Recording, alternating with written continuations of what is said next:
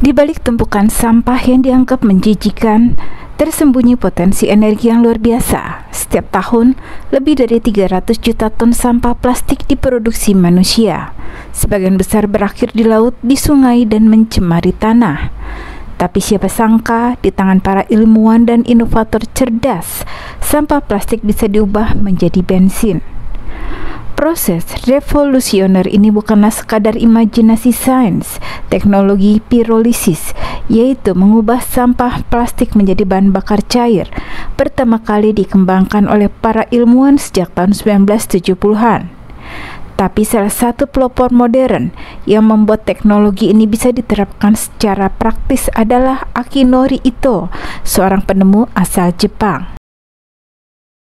Melalui perusahaannya, Blaze Corporation, Akinori menciptakan sebuah alat portable yang dapat mengubah sampah rumah tangga menjadi minyak bakar hanya dalam beberapa jam. Tapi ia bukan satu-satunya. Peneliti dari India, Amerika hingga Indonesia juga mulai mengembangkan teknologi serupa, bahkan menggunakan skala industri. Sayangnya, teknologi ini belum sepenuhnya didukung oleh kebijakan global. Teknologi ini bisa mengganggu industri minyak raksasa karena biaya bahan bakunya hampir gratis karena dari sampah. Bisa dilakukan secara lokal tanpa monopoli global. Potensinya besar untuk mengurangi ketergantungan pada minyak bumi. Namun, sampai sekarang teknologi plastik TOFUL masih menghadapi banyak tantangan karena biaya produksinya masih cukup tinggi. Hasil olahan harus disuling lagi agar sesuai standar.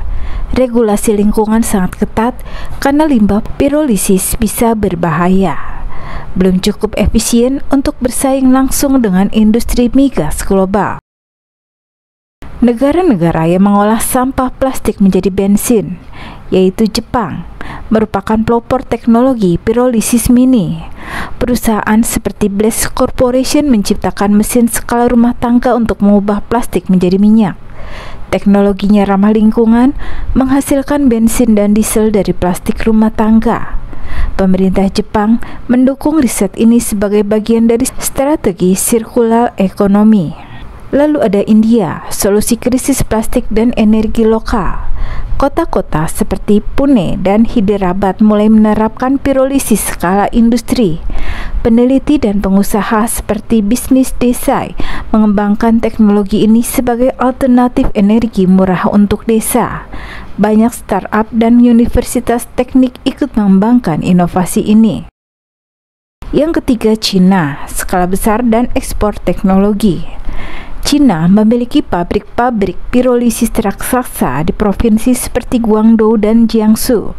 Plastik hasil daur ulang diubah menjadi minyak mentah sintetik yang dijual ke industri energi dan manufaktur. Banyak pabrik yang juga mengekspor mesin pirolisis ini ke Asia Tenggara dan Afrika. Yang keempat, Amerika Serikat, teknologi industri dan militer. Perusahaan seperti Agilyx dan Plastic to Oil atau GBI Incorporation telah mengembangkan teknologi komersial pengolahan plastik menjadi BBM. Beberapa proyek uji coba digunakan Angkatan Laut Amerika untuk konversi plastik kapal menjadi bahan bakar selama di laut. Fokus pada efisiensi energi dan keamanan bahan bakar. Yang kelima, Kanada, inovasi startup ramah lingkungan. Perusahaan seperti Green Mantra Teknologis dan Renelogi memanfaatkan sampah plastik non-daur ulang untuk dijadikan bahan bakar. Didukung oleh lembaga lingkungan dan pemerintah daerah, Kanada juga aktif dalam pengembangan sistem waste to energy untuk energi terbarukan. Yang keenam, Belanda, proyek ramah lingkungan berbasis kota. Rotterdam dan Amsterdam mengembangkan smart city dengan program konversi sampah plastik menjadi minyak. Teknologi digabung dengan energi terbarukan dan pengolahan limbah perkotaan. Banyak proyek pilot untuk pengolahan marine plastic waste atau sampah laut. Yang ketujuh, Kenya, solusi UMKM untuk energi murah. Beberapa startup lokal di Nairobi membuat pabrik kecil yang mengubah kantong plastik dan sampah pasar menjadi solar dan bensin. Digunakan oleh petani, nelayan dan pelaku UMKM. dianggap solusi penting untuk krisis energi dan pengangguran. Dan terakhir Indonesia, penelitian aktif dan UMKM lokal. LIPI yang sekarang bernama BRIN dan beberapa universitas seperti ITS, ITB, dan UGM telah meneliti pirolisis sejak tahun 2000-an. Di beberapa daerah seperti Banyuwangi, Bekasi, dan Semarang, masyarakat sudah membuat mesin sederhana. Lalu bagaimana proses pembuatannya? Proses pengolahan sampah plastik menjadi bensin dinamakan pirolisis, berasal dari bahasa Yunani. Tahap-tahapannya adalah pemanasan plastik tanpa oksigen. Sampah plastik dipanaskan dalam suhu tinggi, sekitar 300 hingga 500 derajat tanpa kehadiran oksigen sehingga tidak terbakar tapi terurai menjadi gas. Lalu kondensasi gas. Gas hidrokarbon yang dihasilkan dialirkan ke kondensor dan diubah menjadi cairan. Kemudian pemurnian. Cairan hasil kondensasi kemudian dimurnikan dan hasil akhirnya adalah bahan bakar cair mirip bensin, solar, dan minyak tanah. Proses ini tidak membakar plastik secara langsung sehingga emisinya lebih terkendali dibanding insinerator biasa. Lalu berapa liter bensin dihasilkan dari 1 kilo plastik? Hasil bahan bakar dari sampah plastik bervariasi tergantung jenis dan kualitas plastiknya. Rata-rata hasil 1 kg plastik menghasilkan 0,7 hingga 1 liter bahan bakar cair. Tapi tidak semua plastik bisa diubah menjadi bahan bakar. Beberapa jenis yang paling ideal diolah adalah jenis HDPE, seperti botol sabun, galon, wadah minyak. Lalu LDPE, seperti kantong plastik, plastik wrap. Lalu PP, seperti tutup botol, wadah makanan. Kemudian PE, seperti tas belanja, bungkus makanan. Kemudian PS, seperti styrofoam dan sendok plastik.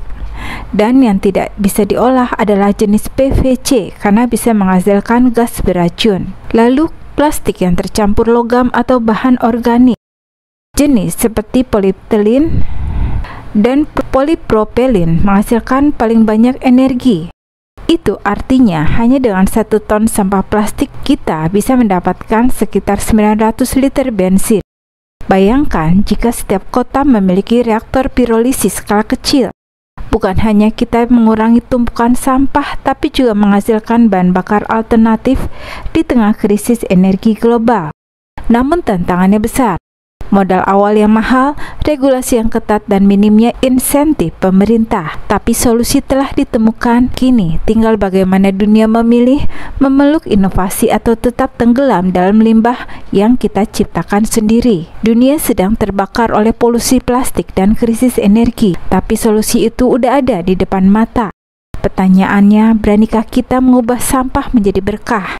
Ini kisah luar biasa tentang bagaimana plastik bisa menjadi bensin dan mungkin menyelamatkan masa depan bumi.